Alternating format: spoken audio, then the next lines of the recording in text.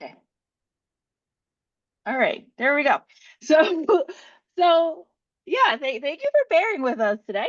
So yeah, this is really going to be focusing on how you can maintain knowledge, institutional knowledge, and all the great work that you guys are doing, especially through changes in leadership or transition periods, and how to plan for that.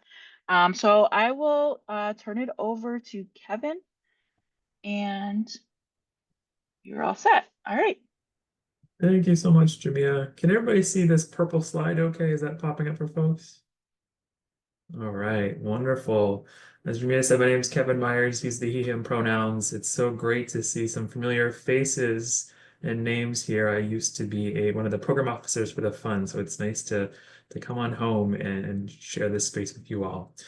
So as Jamia mentioned, we'll be talking about succession planning today, one of the many facets of sustainability, and really excited to dive in with you all today.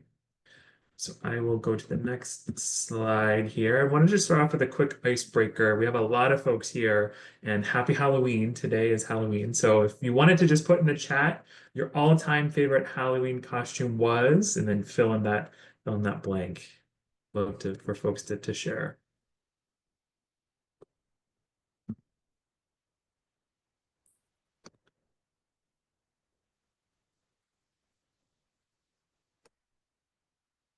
This could be when you were a kid, when you were an adult, maybe one of your kids' costumes.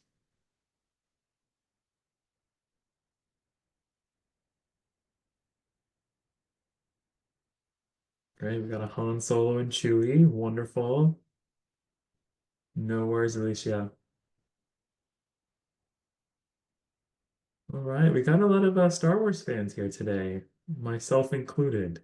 Angel, a Rave, a Ladybug, Wonder Woman, flock of flamingos. That's pretty creative. Princess Tiana and Addams Family Wednesday. Oh, a serial killer. Okay. Colonel Sanders. All right. Dragon costumes. Okay. Dressed up as a child. That's clever. Slash. I actually won a Slash last year. Wonderful. Love that, Evan. My sister-in-law already had the costumes. That was an easy one for me. No worries. All right. Well, thank you all for sharing this. It's nice to get some good ideas maybe for next year. Firefighter. All right. Thank you. Okay. Well, why don't we dive into what we're here for today? All about succession planning. And we have this rough agenda here today. I'll talk for a little bit. I'll provide some definitions, frameworks, and tools, but really, I want this to be your space to share your best tips, tricks, and best practices with each other. So I'll kind of create the container, but would love for us to do that as well. So after I share some slides, we'll have some time for individual brainstorming, and then we're going to move into some small breakouts. We'll come back at the end and share some ideas. Um, and that's our plan for today. So, learning objectives, Jamia briefly mentioned this. We want to talk about succession planning and succession development, how they're different, how they're related, and why they're both critical for organizational continuity and sustainability.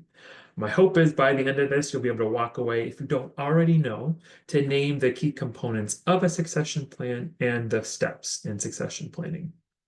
And hopefully you'll be able to also outline some promising practices for identifying and developing future leaders within your organization, and maybe share some of those with your colleagues that are here today. So that's our plan for today. But before that, we'd love to just see maybe if you want to use one of these reactions. If you want to give let's see, what's available these days. If you want to give a thumbs up if you've participated in any type of succession planning in your career before.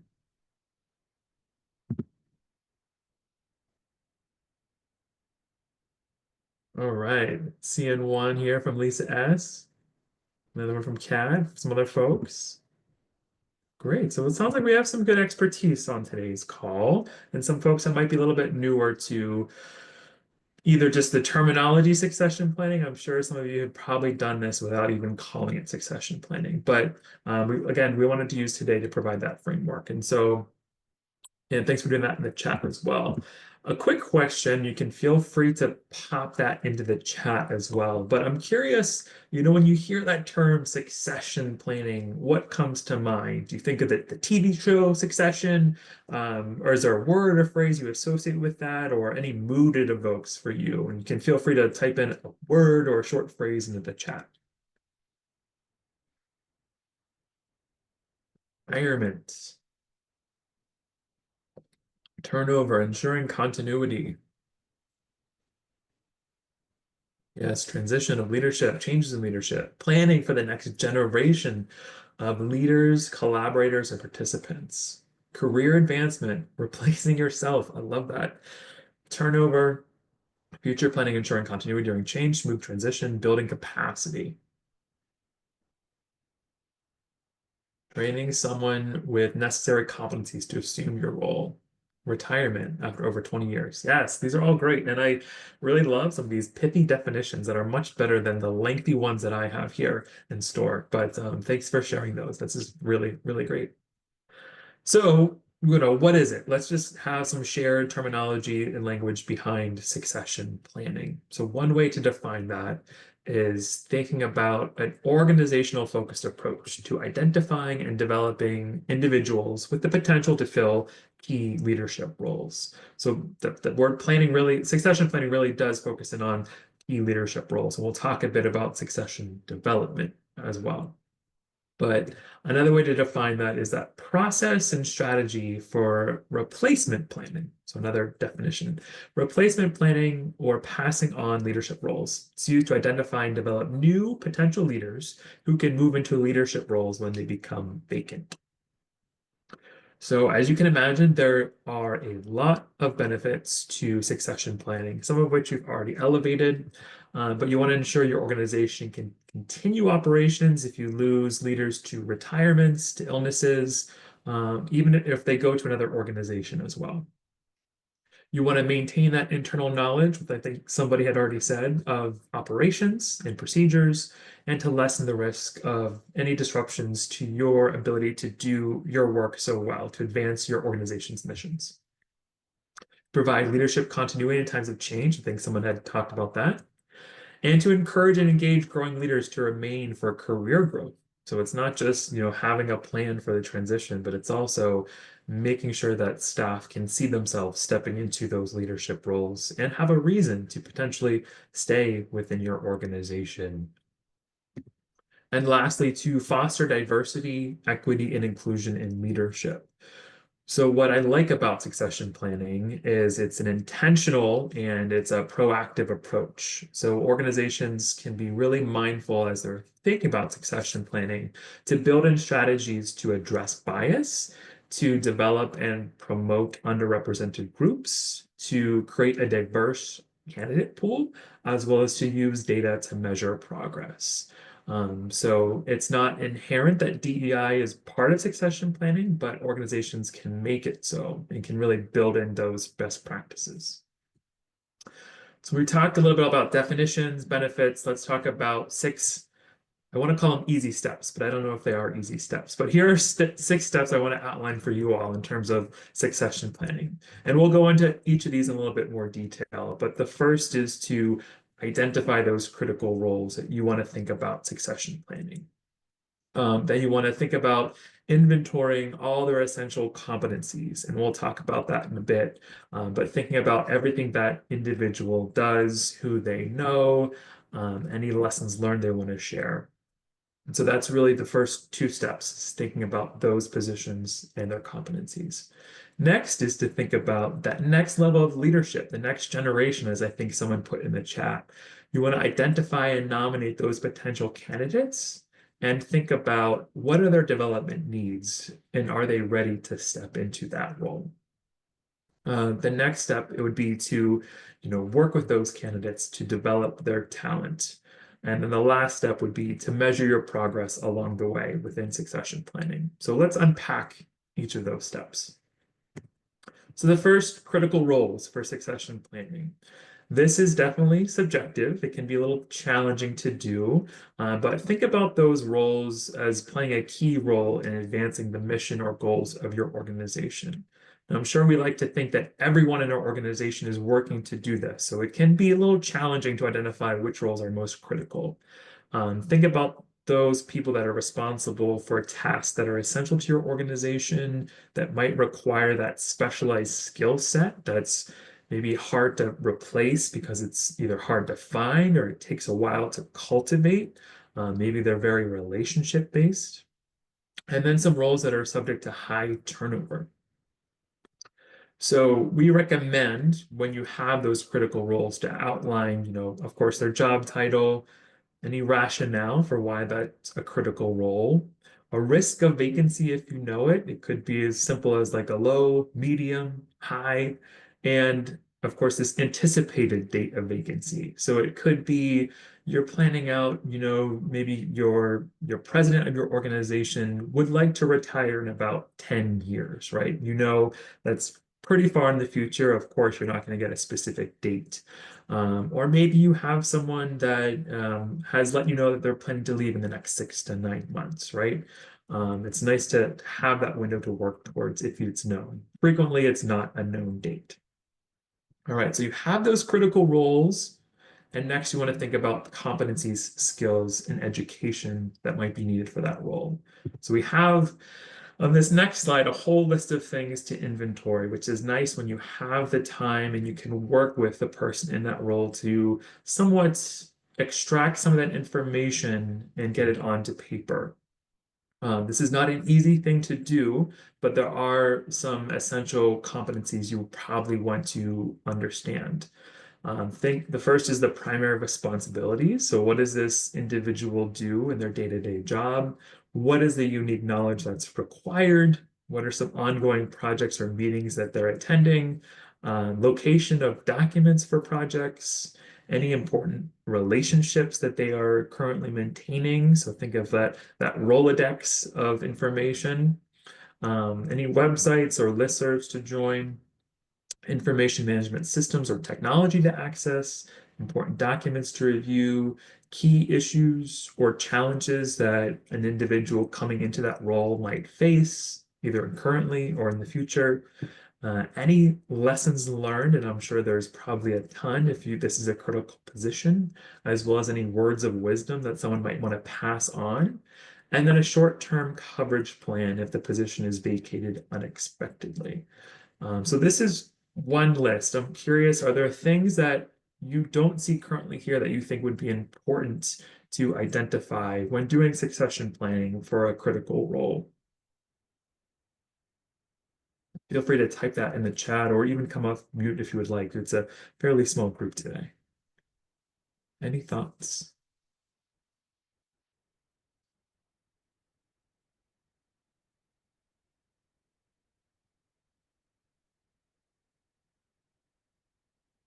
Okay, must have covered everything here. All right, so we've done the first two steps, right? Now look at the final four steps again is to org chart. Yes, thanks, Stephanie. That's a great idea. Introduction to key partners or collaborators. Yes, definitely. Budget status, contingency plan for unexpected events. Yes, these are all great ideas.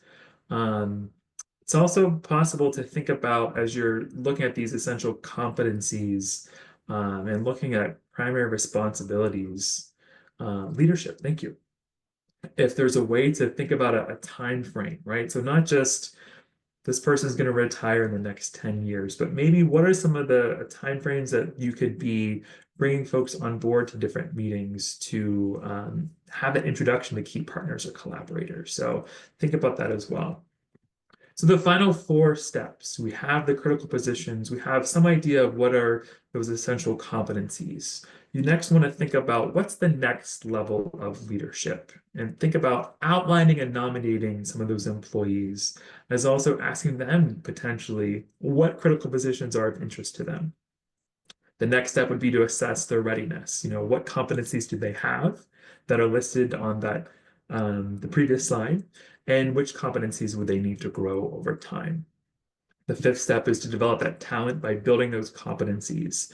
So I'm sure you all have a wide range of things that you already do within your organizations in terms of professional development, but making sure you're providing those targeted professional development opportunities.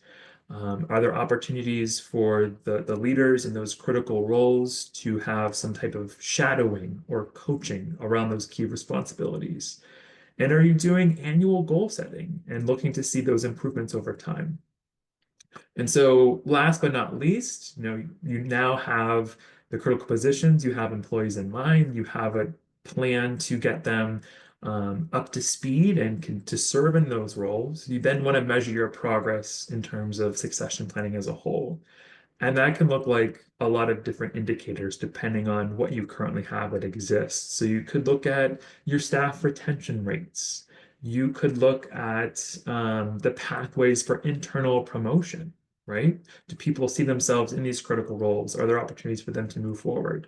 As well as you can gauge how folks are doing in their new roles, right? See how it went. So if you had one employee that you nominated for this critical role. They've been in the role now for a couple of years. How are you gauging that success? How are you measuring that progress? And are there ways that you can inform that as well? So are there any questions about these six steps so far in terms of succession planning?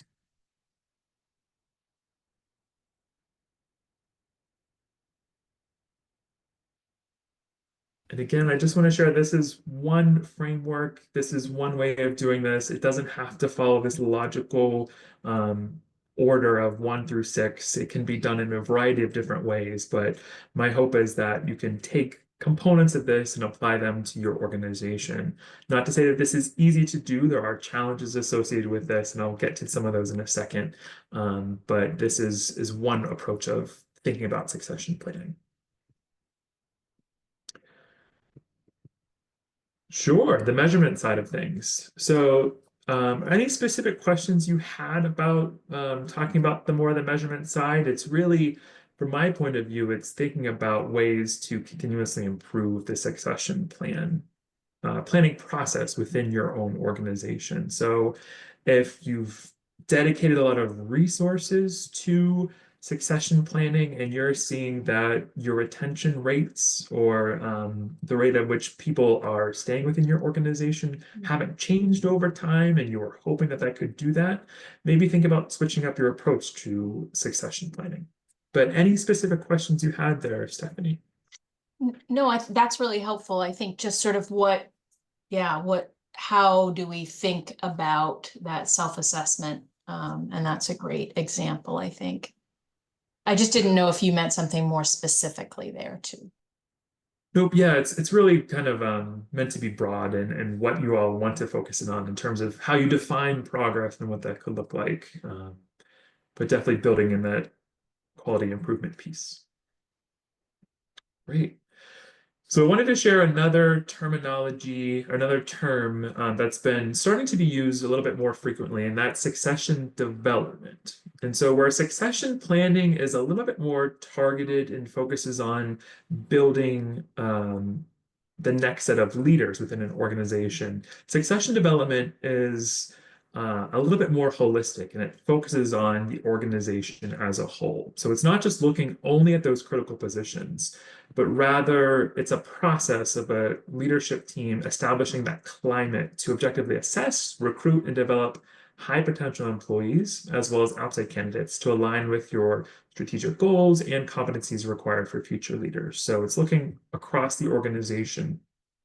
It's really a structured, ongoing process of moving an organization towards developing your leaders internally, filling positions from within by people who have developed the skills and experience necessary, conducting ongoing career discussions for all members of your organization, right? Building this as part of your annual review process and making sure that everyone has that opportunity for growth. And it could be also cultivating complementary skills, areas, and teams. So it could be maybe someone from your finance team wants to learn more about what you do in terms of evaluation, right? And so it's maybe not part of their day-to-day job, but it's that cross-training approach that maybe someone that's more junior in your organization, or even someone more senior, but someone more junior might be interested in making a career switch within your own organization. So making sure you're cultivating those skills. So there's a long list here of benefits for succession development. You can see folks are very happy over here in this image.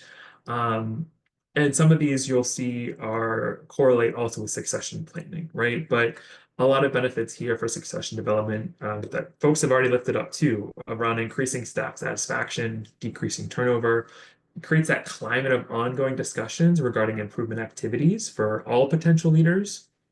So thinking about ways that folks can improve in their day-to-day job, if they want to move up or move laterally within your organization, as well as what we talked about with succession planning, some strategies to help ensure diversity of leadership. If you think succession development, you approach that from a holistic approach, it can help align your workforce skills with your mission and your goals, helps to develop that internal talent, which will hopefully lead to more productivity, more effectiveness, however you define those two words. It saves the costs associated with employee searches or turnover, and it helps to create a pool of more qualified individuals um, who can fill those positions before they're available. So a lot of benefits there. So want to talk about the flip side of the coin, knowing that, yes, this all sounds great on paper, but can we do it? What are some of the barriers to succession planning, succession development? And you probably are already thinking of these too, but just wanted to name them and there's three things that are listed here. There's probably more as well. And I will also note that they're not separate issues. They're all interconnected, right? So the first is limited resources for an organization. It can be a lot to really take a step away from your day-to-day activities and think about the future, right? And to think about um, doing this in a really mindful way that's going to have impact. And so one here in the parentheses is a potential solution to that challenge. So if there are limited resources and you're new to succession planning or development, maybe start small and think about, is there one critical position that we should really put all our eggs into this basket in terms of coming up with a succession plan? I would say the first one is always the hardest to do, can get a little easier over time as you build more succession plans for more individuals in an organization. I think the second major challenge is getting that buy-in from leadership. Um, Again, this goes to, are we going to really put resource behind this when we need to meet this financial goal or this community engagement goal that we have, right? How can we walk away from that to spend time on this activity? And so, again, I know we have some organizational leaders here today, and it's also important to just outline the benefits of succession planning or development, as well as just keep it as simple as possible. I know I've outlined 6 different steps that might have some layer of complexity, but any way you can make it as simple as possible and outline those benefits could be a great way to get that buy-in from leadership. And last, but definitely not least, is that perception of a threat to your positions. One second. Fucking bullshit. All right. Um, so the third small but not a small thing by any means is that perception of threat to positions. And so it can be really challenging for someone to come to a leader and saying, tell me everything that you do, because we're thinking about who's going to take over your position when you're gone, right? That doesn't feel good. That doesn't sound good. And it can be perceived as someone just like waiting for the day when this person is to retire. So again, I think it's really important to have that open and honest communication about why your organization is deciding to invest in succession planning, succession development, as well as to think about some change management strategies to help move folks along to that area, because this is bigger and broader than any one individual, right? Succession planning is all about planning for the future and really thinking about helping the organization succeed. So if a leader can see themselves as part of that, I think that's really fantastic. I've been talking for a while and would love for you all to have the time to think independently as well as work in some small groups to mull over a couple questions. Before I do that, I just want to see if there's any questions about anything I've talked about today so far.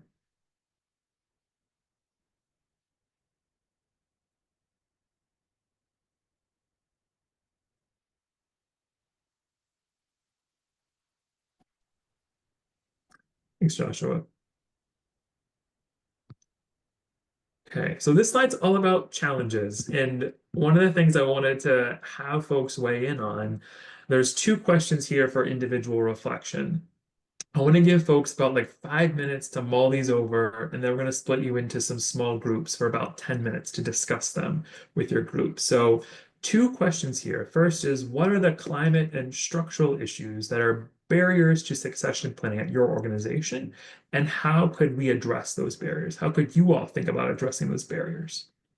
The second question is, what strategies can we use to retain and continuously develop junior and senior staff when there isn't a ready promotional path or position available? And yes, we do have a worksheet that we could share with folks as well after today's session. Great question. So why don't we give ourselves about 5 minutes to think about those questions? And if we can move into breakout groups in 5 minutes, that would be fantastic. Feel free to take yourself off camera if you would like and get into that brainstorming space.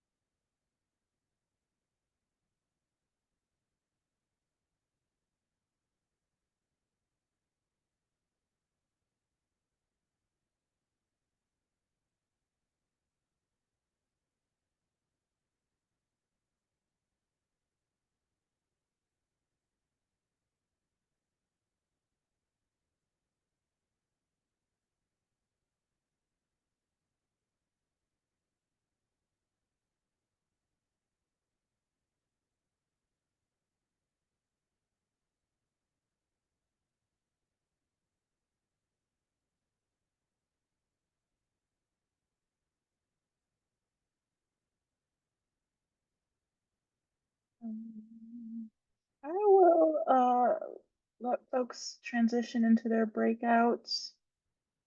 Just gonna.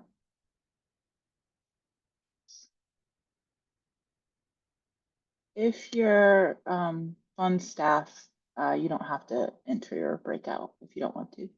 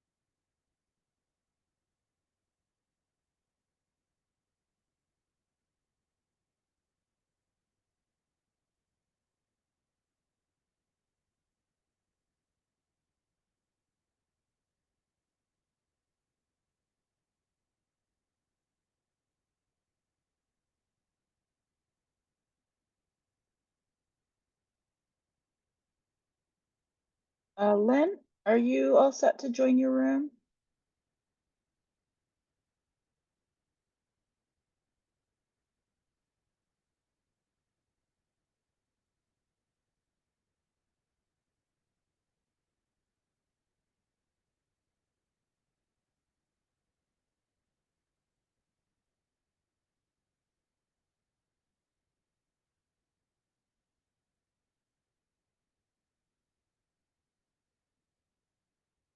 Alicia?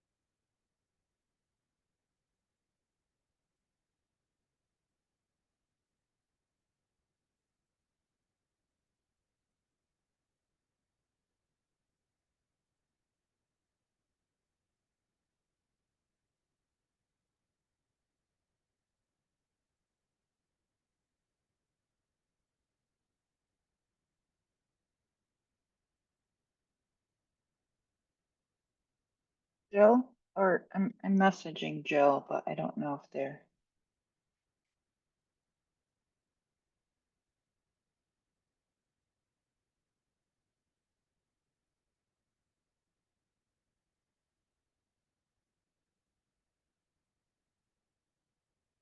How much time, Kevin, do you want them in their rooms? Sorry. I said 10 minutes. Okay.